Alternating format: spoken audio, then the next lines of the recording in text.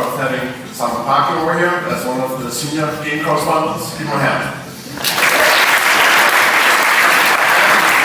We have Mathias Poulsen from Denmark. Also, give him a big hand. My name is Thomas Vigild. I'm gonna try to be your host for this next 3 hours. Because we're all stuck in Malmö, I think the train right now. So I'm gonna keep up the spirits, really hope so. But right now it's normal that you have pretty normal symptoms of day 2 for Nordic Game. I mean that really implies initial detection is really damaged. You have opacity down, friction and transparency is really up. You can really feel it in your buttons right now. Velocity decreased a lot. Of course also pictures inbound all over the place. And finally of course we have huge latency. So we're trying to accommodate for that. So that's why if we are speaking too fast or not making sense, then it's your problem, it's not ours. Because what we really try to do is we came to fuck shit up here. We want to be trying to get out the themes of this Nordic Game, trying to find some critical stuff to say about the sessions, and also trying to give you some kind of overview of the whole session and whole conference. We're trying to do some kind of main themes here. These are not the final themes, but we have a theme called Go Crazy. I think that's you will talk about that in a minute. We have talked about the Indians, also that we are humans, totally diverse fields, so we should play more diverse games. And personally, I would like to see more hardcore talks here, because we're not all leaders anymore. So that's just some of the points we're going to cover. Actually, Eric started out pretty well here in the theater yesterday, because he actually invented the button, and he played Defender and Emuland or something like that, and he had really awesome slides like this one, which I still don't get. So maybe I'll bring Eric up later to explain those errors. It's going to be awesome. But comments please as the slide shows. And also, of course, you'll bring the van, and this bring back memories from yesterday. But of course, we all know we started with Tim Schafer, who ate money for breakfast here, and was lucky enough not to, of course, be in this party when Louis Arts closed down. But what he really came, he ate some strange Swedish food, he saw some butterfly face paintings, and played with scum and hallways, good hot metal. Really felt like sweet, I think. And he talked about this iteration-driven development, which we'll come back to in a minute. And also, of course, I'll discuss this a bit with my senior staff here. Also, you feel violent images of full throttle like this, and I can understand. I can really feel for that guy. This is also something really cool was happening here at the conference. Artist called Heidi. I don't know if you hear Heidi. She's really awesome. She made drawings of most of the sessions, so I'm going to use some of her drawings to illustrate the sessions. And this was what Tim primarily talked about. I mean, how to really fight for your IP, how to don't bet on just ideas, bet on people. That's one of his key points. And really go independent if you can do it. And in the moment, I mean, first of all, it felt like it was like a monkey swing through the jungle with just trying to grab this next vine because he felt so insecure. But when he now the couple time, he felt like those 4-armed monkey, probably. And he had a really good quote, which was, I think, was one of the most top Twitter quotes on that session. If you're not making games out of love, I wonder why you're doing it. So that can also run as some sort of red thread through the whole Nordic Game session. Tim, he doesn't want to worry about toilet paper or printing paper in the office. I mean, and he doesn't do that now, I hope. And also he was inspired by salad dressing, and I thought that was pretty interesting. We want to know how profits go to charity, and I brought Moon on here, all profits here, and some ranch dressing. So maybe we should try to make dressings ourselves. It's a cool thing.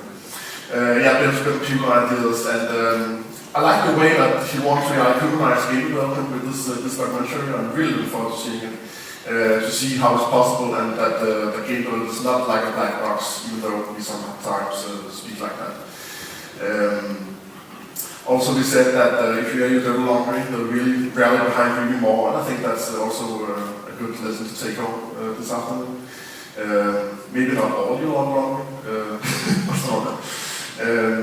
at the boss is Outbackers right now, so that's his new boss. So they'll be even more demanding than his own boss. We'll see about that.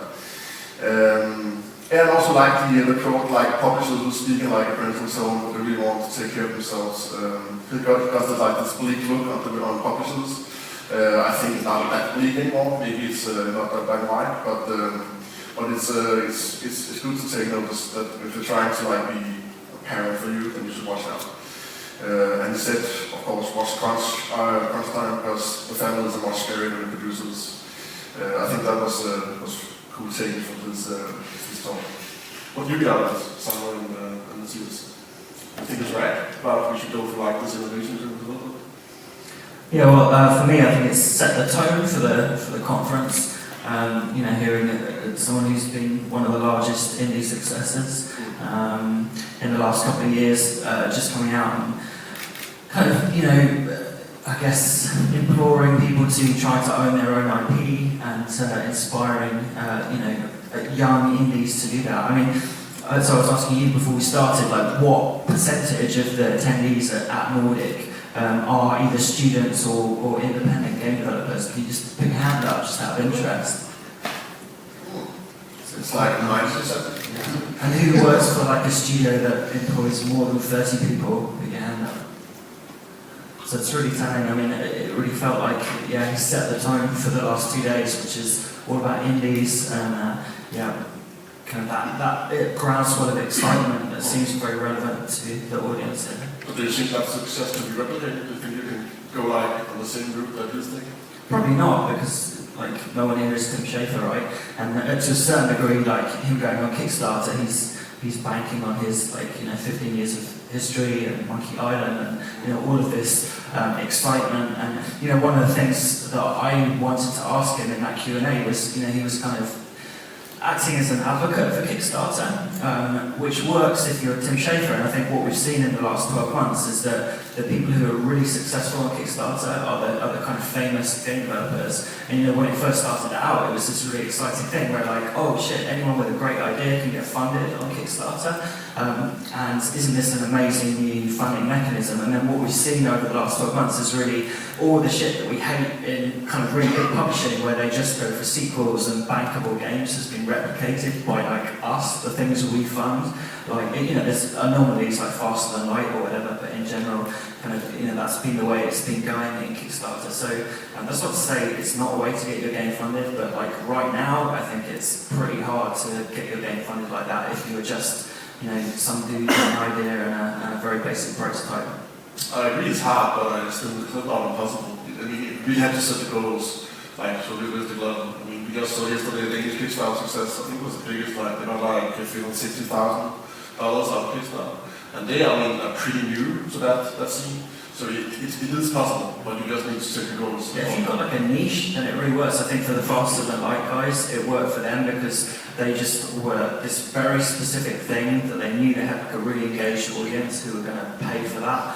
But if you're coming in trying to make Super Mario, then like a rip-off of that, it's going to be really hard to convince people to part with their money, I think. Yeah. How about you, do you think that we can go on the same route as Tim? We should go Well, no, obviously not. I think most of what you already said is quite true. I think one thing that you can learn that I've been quite inspired by this whole Kickstarter thing is that you need to build an ethos as a game developer. You need to become someone interesting. I think that it's probably important to think about this as a new kind of PR. You don't just have to do product launches or game launches. You also have to be interesting between the launches. What if you're not interesting? Well, you are. Of course you are. If you're making great games, you're interesting. You've got something to contribute to the community, and you become someone people would consult and would pay money to. Yeah. We'll come back to the topic later, but carrying on, we also had a session on storytelling in the virtual effects industry with this kind of cool little image about it. I actually didn't went to this session, but what does the character want to bring to life? The personal narrative and the passion, attachment for user, motivation for character. Anyone went to that session? Does this make sense? I really hope so. And now we got it. Okay. Simon, you went to the PlayStation 4 session, and I got this graph. This is why the PlayStation 4 is clearly better than the Xbox One in so many ways. You got those points out? Yeah, so I think it's been great to see Sony support it the last 2 days. Like, not much sign of Microsoft here or Nintendo. Yeah, so you know, I think the message from Sony right at this point in time is really all about indies. Like this first talk of PlayStation 4 was all about how much easier the system's going to be to code for, how much easier it's going to be to port your PC games. Now it's only going to take weeks rather than months. And then also like a little bit of, you know, getting their cock out and going, it's got more GTD R5, whatever that is, than anything else on the market. GTD R5, that's some kind of brand, isn't it? Anyone knows? What is that for? It needs more graphics. Okay, but it's just too low.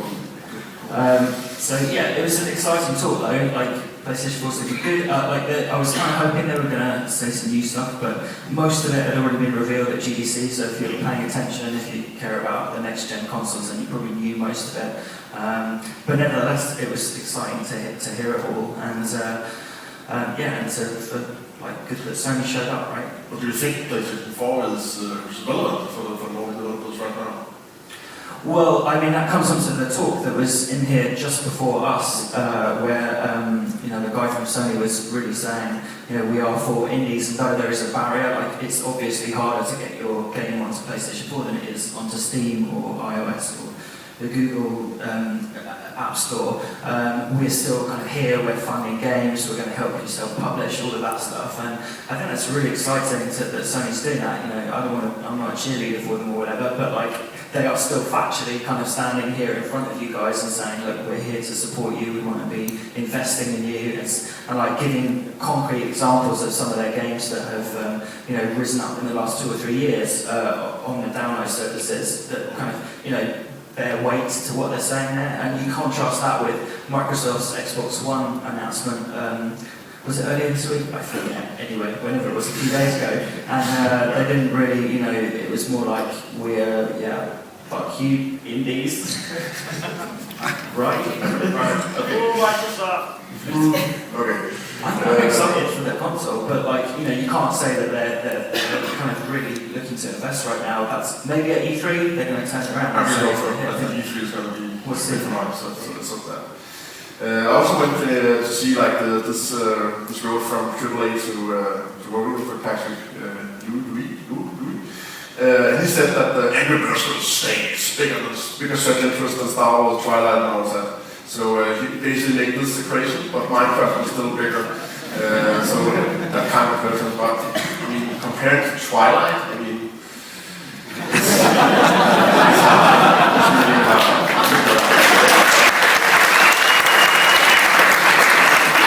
His general reflection of the game as it's going, so I hope he's staying on Malcolm maybe, so because he can't leave because of training.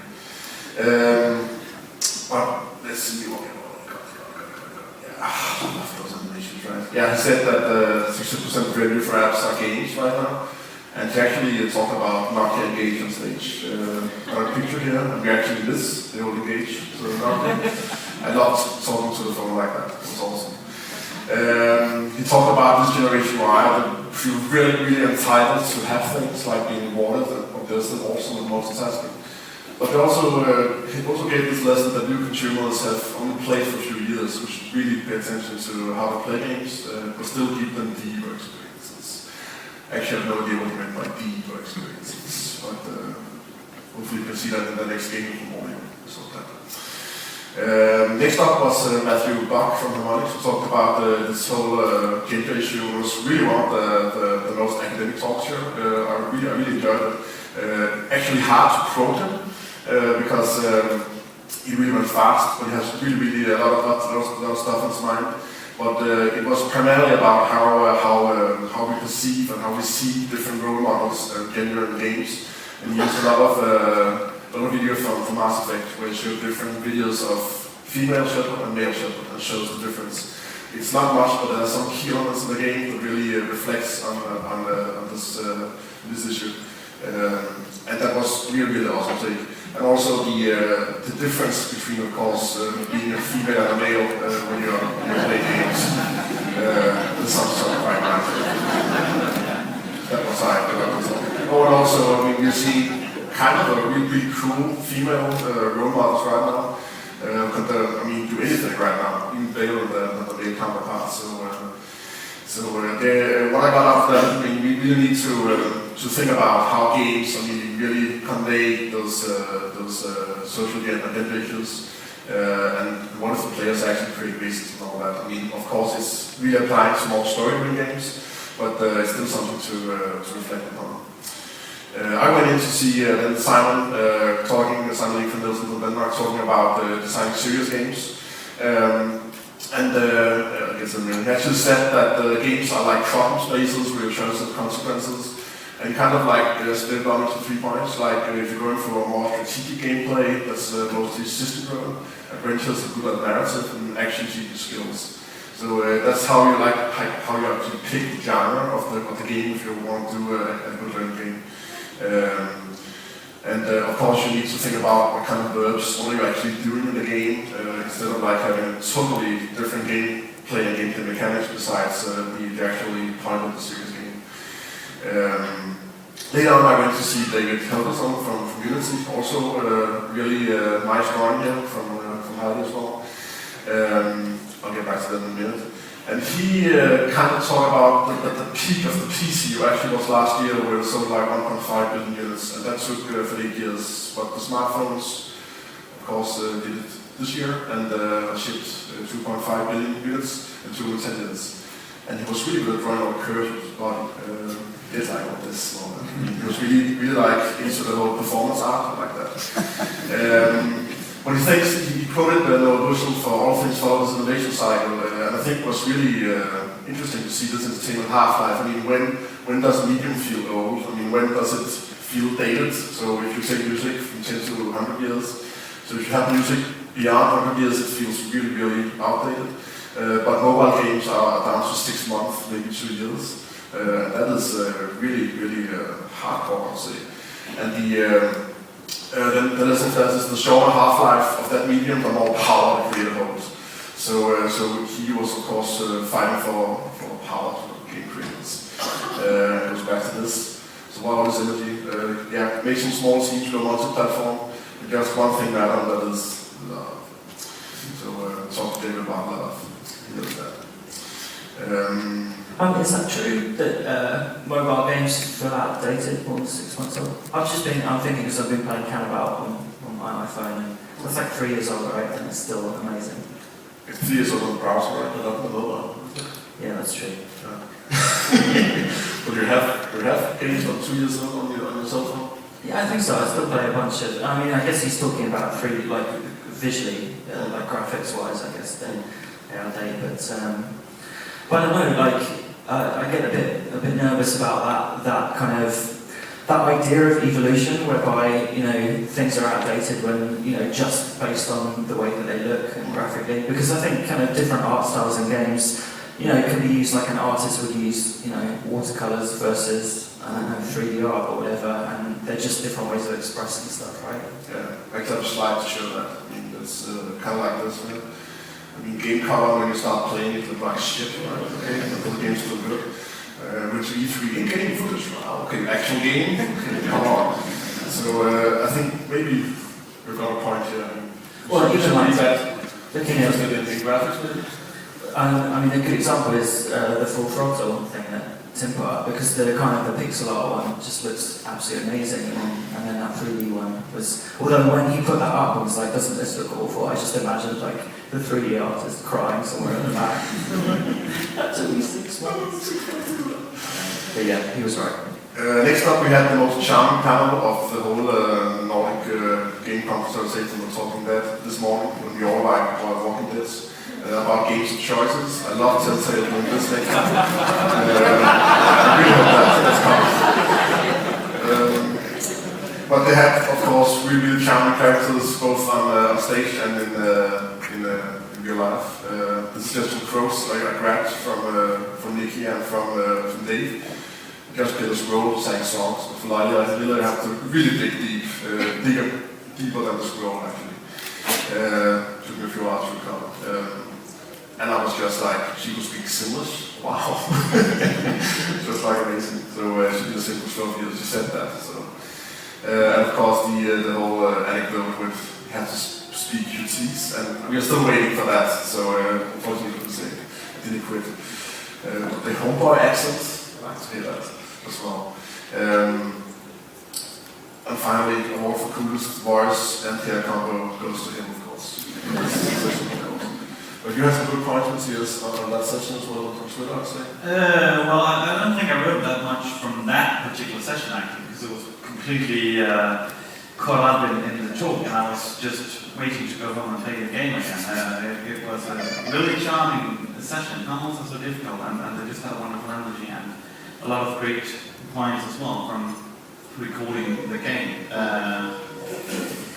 I think they connected to some of the things that to me has been really interesting with the conference. I might get back to that, but the choices in talking about the choices in Walking Dead, they're not that important for the largest scope of the story, but they're so important for the way we talk and think about the characters, and we explore. Actually, we kind of use the game to explore what it means to be human, and that's one of the really interesting things for me during this conference. And while playing the game, I played it with my girlfriend, and we had these really loud discussions about how could we possibly handle this situation. So to me it resonated a lot, and I think hearing them talk about it, it just kind of deepened that experience. Okay. Also showed the importance of good voice acting of course in games. Yeah, and talking about the different kind of choices they make in Walking Dead, not about how the story pans out, but how you relate to the characters. And I think that is kind of easy to relate to when you've heard the characters talk about how they play the characters. Next up, I went in to listen to Susan O'Connor, who went through a really good session without any slides at all, so had to pay attention. She played Kratos in God of War, really loved it, but actually it broke when we had to push off this Roman soldier in a cage and kill him. So she kind of like changed how she felt about Kratos that, really deserved when he should die. Right? But we need to think about how to change the verbs, of course, still how we write stories and build better NPCs. That was one of her key takeaways from that session. Because stories help us understand the world, and games can put us into a world that tells something about yourself. She was really talking about how games hold up this mirror to the gamer, really show who you are, and based on your actions in games. And finally, I mean, she really argued that you should make games so good that you want to keep them. I thought that was kind of a cool quote. And of course, go beyond games like this, maybe make new interpretations of this one, right? So not just go the normal route. She has some really cool quotes as well. Kudos for like quoting Blaise Pascal. The heart has reasons, which reasons does not know. I think actually the number 2 here is pretty interesting. She's talking about this comedian, Louis C.K. If you're like me 2 million, that guy's not a funny person. I don't know why rich people are not funny, but very well. But 2,000 guys, sure. Of course, something to do with how much you invest in the game and how much you depend on getting back. But still an interesting lesson to learn there. Yeah, she just thought about indie games are going to blow up consoles would do a lot of Me Too, but it was going to lead the way. So kind of resonates in what Tim said. And still we need different story games. But she also treated on this. I mean, she really talked about fighting shields, that we should so many smart people in game about, but isn't really reflecting the games we make. Do you agree on that? Yes, I absolutely do. Not being a game developer is easy for me to say.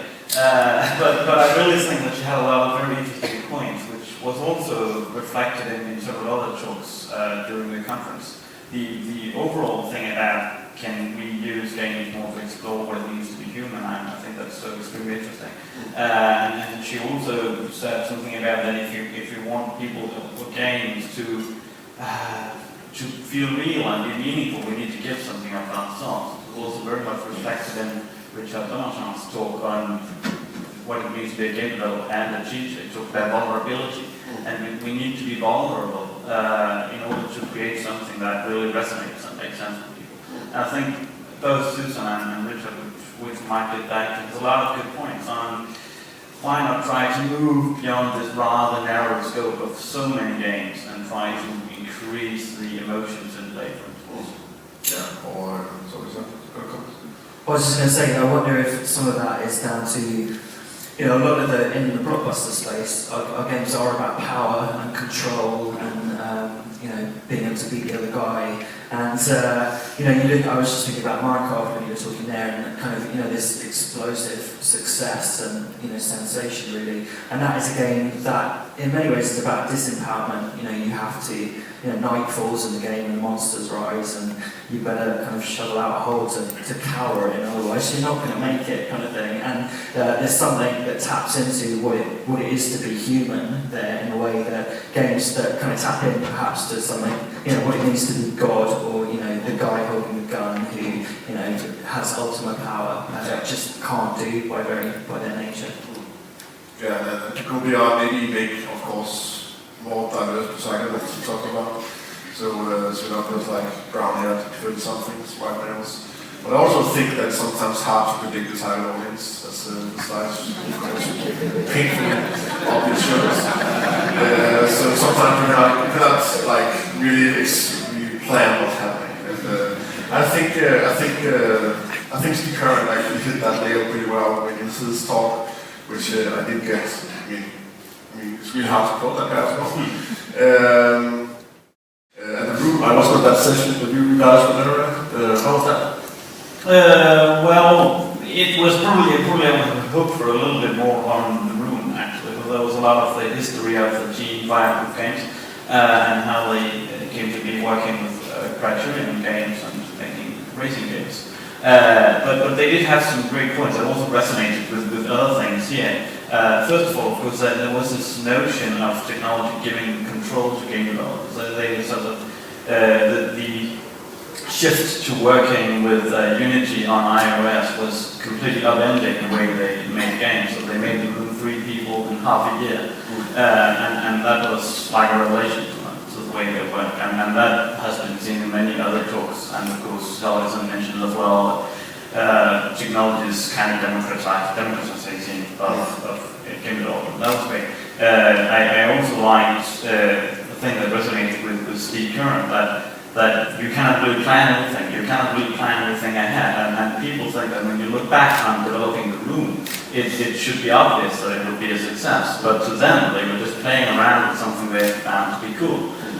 So they were just playing around with 3D objects and trying to make that become a game that people would like to play. But it just seemed like a pretty non-linear journey, even though people might now think that it was easy. I think that's a good thing, also a good theme from the content, that nothing's really linear when you're in it. It's just a mess, and you're kind of trying to figure out how to make the best of that. Yeah, I mean, I think it's always a little difficult when you see an indie developer that's had a great deal of success, but maybe is a bit unsure about how that happens, to work out kind of how much of it is just serendipity and how much of it is, I don't know, just, you know, someone seeing the right person, seeing the right game at the right time and being able to broadcast that to people who listen to them, and then it's snowballing or what. And he didn't seem to have too many answers to those questions other than just saying, you know, he was very honest. It was an interesting talk. He was kind of saying we were just expecting, you know, like so many games on iOS, for it to come out, get a couple of reviews, sell for 3 weeks, and then disappear off the face of the earth. And then that didn't happen. And he talked a bit about, you know, they showed the game to Apple, and he did have a serendipitous meeting with someone from Apple at GDC, and maybe that helped. But you know, it came down to, I guess, for those guys, they were just completely focused on their vision. They understood what it was they wanted to achieve, and you know, they kind of, he described the act of almost discovering the game. You know, you sometimes hear about this with creators. I think Stephen King writes about it on his excellent book on writing, where, you know, when he's trying to find a story, it's really like trying to uncover it from the sand and bring it out as intact as it could. And I got that sense from these guys as well, that there was a game there that they were discovering, and you know, that was their way to do it. Whether that's, you know, you can replicate that as someone in the audience who makes games, I've got no idea. But at least it tells you, you know, to be, in terms of, aside from all of the success and being kind of, you know, making lots of money and all of that stuff, or at least, you know, getting lots of people to download your game, at least it says, you know, this is how to make something that, you know, is artistically coherent. Good. You also went to see Richard Limachan talk about because what game design can teach you. Some tweets from that as well from Matthias. The most learning occur when you hit a problem that you just can't solve. Learning is about pain and catharsis. And on the importance of learning by doing, I always try to begin my classes like the opening one chapter 2. Wow. I like that class. I love this dude. And then Nathan Drake taught me how to be a teacher. How was that? Was that a good session? Yeah, I absolutely think it was. It was in continuation of the Steve current session, and in some weird ways it touched on many of the same things, while Steve was much more performance and of course Richard was more of a talk. And it was very interesting to me. He was very interested in human being and being human and learning. His transition from being a very successful game designer at Naughty Dog to being a teacher, and he talked about how it's actually very much the same. That when you're a good game designer, you're making something that people have to learn to play, and when you're a teacher, you kind of do the same thing. Actually, you have to help these students learn to play the game of making games and being human and exploring life. So I think he's had a lot of quite interesting points there. And yeah, well, of course, the notion of learning by doing is coming back big time. And we've for 100 years tried to avoid the link between doing and learning, and what this does on chapter 2 is a really good way of learning to play a game. It should be leveraged as a learning method. But yeah, I absolutely liked his talk, and I think had a lot of great point also in game design. Yeah, I mean, they're doing great work at USC. That's where that gaming company came out of, and we've got Flow and Flower and Journey all came out of that college. So yeah, doing good work at producing disruptive games, I think, that are inspiring people around the world. So lots of people will do that. Yeah, well, just to the last, because as I already mentioned, he talked about vulnerability. I think that's so important that it should be repeated. He also said that it's so important, that's a pretty good principle for many people, that when you are supposed to learn something, and you do learn things at companies and schools and everywhere, try to create a safe space where people actually feel confident in order to share their ideas. And when you criticize a game, make sure to focus on the game and don't criticize the person, because it just becomes so much more personal, and it's so much easier to tackle criticism of your game if it's not criticism of you. I think that's probably a good tip for many people. So don't take it personal.